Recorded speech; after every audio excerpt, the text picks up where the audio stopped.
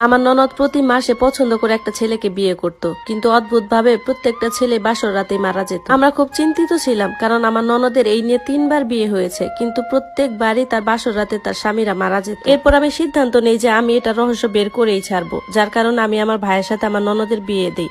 আর বিয়ের প্রথম রাতেই আমার ভাইয়ের জায়গায় আমি আর তার বাসর ঘরে গিয়ে বসে থাকি। এরপর আমার ননদ আমার সাথে যা করলো সেটা দেখে আমার আফসোসের শেষ রইল না, কারণ সে তো আমার নাম ফাতিহা, আমি 3 ভাইয়ের একমাত্র বোন। আমার ছোট ভাই ইয়াসিনের সাথে আমার খুব বন্ধুত্বপূর্ণ সম্পর্ক ছিল। আমার 2 বড় ভাইয়ের বিয়ের পর আমার বাবা মা আমাকে বিয়ে দিয়ে দেয়।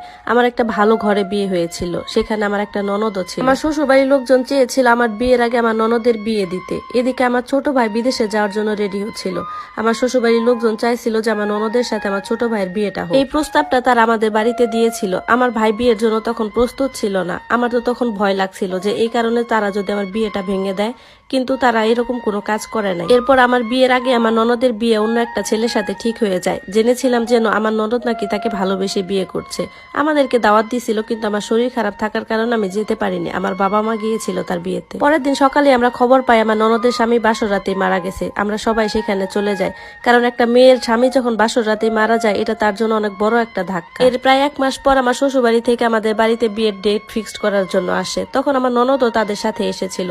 এরপর তারা আমাদেরকে জানায় আমার ননদের নাকি আবার বিয়ে দেওয়া হবে, আর 2টা বিয়ে একসাথেই হবে। এবার আমার ননদের বিয়েটা তার পছন্দের ছেলের সাথেই হবে। তাকে দেখে মনে হচ্ছিল না যে তার মন খারাপ, সে খুব স্বাভাবিক ছিল। এর কিছুদিন পর আমি আমার বন্ধুদের সাথে শপিং করতে যাই বিয়ের জন্য। ওখানে গিয়ে দেখি আমার ননদ মিনাহিল এসেছে শপিং করতে, কিন্তু আমি এটা দেখে অবাক হই যে সে তার পরিবারের সাথে আসেনি, সে এসেছে একটা ছেলের সাথে। আমি এরপর এর সামনে থেকে চলে যাই। আমি ভেবেছিলাম আমাকে দেখে হয়তো সে ঘাবড়ে যাবে, কিন্তু উল্টো সে আমাকে তার হবু স্বামীর সাথে পরিচয় করিয়ে দেয়। বলে, ভাবি, এটা আমার হবু স্বামী। ওকে দেখে একদমই মনে হচ্ছিল না যে এর আগে সে অন্য কাউকে ভালোবেসে বিয়ে করেছিল। এরপর আমি বাড়ি ফিরে আসি। কয়েকদিন পর আমার মেহেন্দির অনুষ্ঠান ছিল। সেদিন আমার ননদকে চাদর মুড়ি দিয়ে কোথাও একটা যেতে দেখলাম। তাকে আমি জিজ্ঞাসা করি, তখন সে বলতেছে, ভাবি, আমি একটু বাহিরে যাচ্ছি, চলে আসবো 10 মিনিটের মধ্যে।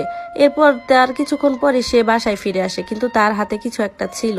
আমি বুঝলাম যে সে সেই জিনিসটা আমার থেকে লুকাতে চাইলো। আমি মনে মনে ভাবলাম যে সে কি এমন করে বেড়াচ্ছে যে জিনিসটা আমার সামনে লুকাতে হচ্ছে, কিছুই ভেবে পাই না। এরপর আমার আর আমার ননদের বিয়েটা সম্পন্ন হয়। আমি আমার শ্বশুর বাড়িতে চলে যাই, সেও তার শ্বশুর বাড়িতে চলে যায়।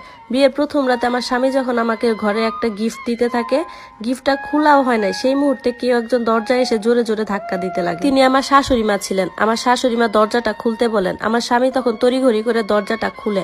দরজাটা খোলা মাত্র আমার শাশুড়ি আমার স্বামীকে জড়িয়ে ধরে কাঁদতে শুরু করে। তিনি বলতে থাকেন, সর্বনাশ হয়ে গেছে বাবা, মিনাহিলের শ্বশুর বাড়ি থেকে মাত্র ফোন এসেছিল। তার স্বামী নাকি একটু আগে শরীর খারাপ হয়েছিল, তার কিছুক্ষণ পরেই মারা গেছে। এই কথা শুনে তো আমি অবাক হয়ে যাই।